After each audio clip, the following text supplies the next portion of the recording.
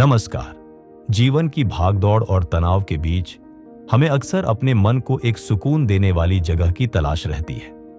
बुद्ध की शिक्षाएं हमें यही सिखाती हैं, कैसे हम अपने विचारों को नियंत्रित करें, अपने क्रोध और चिंता को छोड़कर एक शांतिपूर्ण जीवन जिए।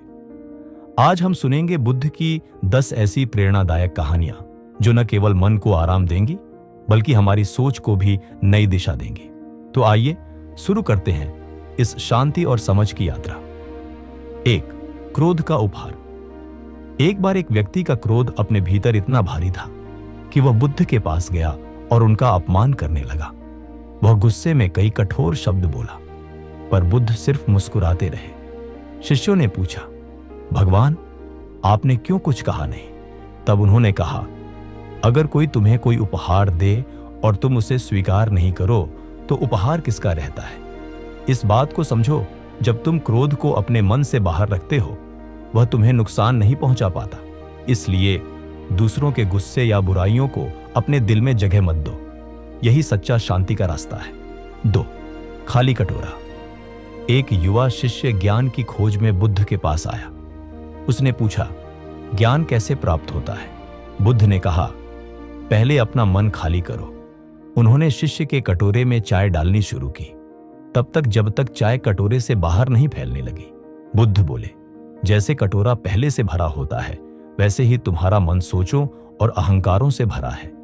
जब तक तुम इसे खाली नहीं करोगे नए ज्ञान का प्रवेश नहीं हो सकता। इसलिए पुराने विचार छोड़ो और मन को खाली करो। 3. सच्चा धन। एक अमीर व्यक्ति बुद्ध से मिलने आया। उसने पूछा, मैंने सारी दौलत पाली है लेकिन मन की खुशी नहीं मिलती। सच्चा सुख कहाँ है? बुद्ध ने जवाब दिया, सच्चा सुख बाहरी वस्तुओं में नहीं बल्कि दिल में होता है। दया, प्रेम और करुणा बांटने से मन को सच्चा सुख मिलता है। जो दूसरों को देते हैं वे कभी अकेले नहीं होते। अपने दिल को खोलो, यही सच्चा धन है। 4. तीर की पहली चोट। एक बार एक साधु बुद्ध से बोला, जीवन में दुख बहुत मिलता है, ये हमें अंदर तक चोट पहुंचाते हैं। बुद्ध ने समझाया, दुख को तीर की पहली चोट समझो। यह तो आता है और जाता है, पर उसके ऊपर बार बार बैठकर विलाप करना वह दूसरी चोट है जो हम खुद अपने ऊपर करते हैं। जब भी दुख आए उसे स्वीकार करो, लेकिन अपने मन को घृणा और दर्द में डूबो मत। यही मानसिक शांति का मार्ग है। 5. कमल का फूल। बुद्ध ने कहा, कमल का फूल कीचड़ और गंदी मिट्टी में उगता है, फिर भी वह खुद गंदा नहीं होता।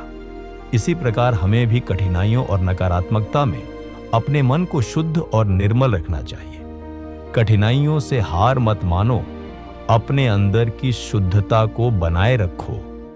यही जीवन की सबसे बड़ी शिक्षा है। 6. पत्थर और नदी। जीवन में लचीलापन की शिक्षा।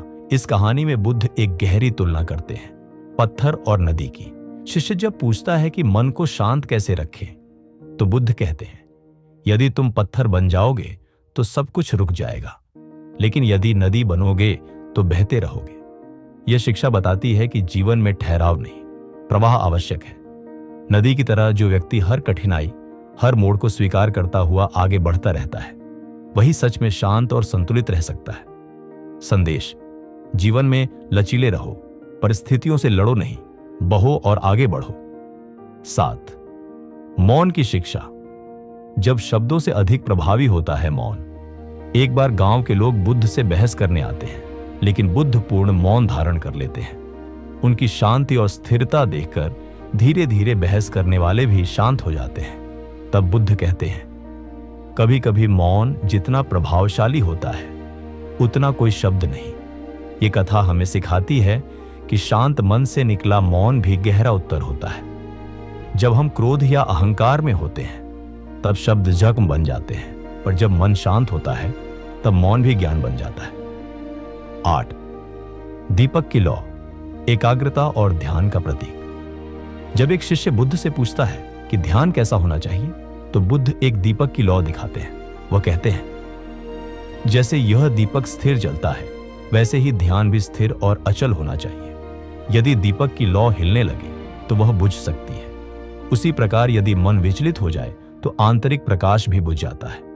यह कथा बताती है कि मानसिक स्थिरता ही आंतरिक शांति का आधार है।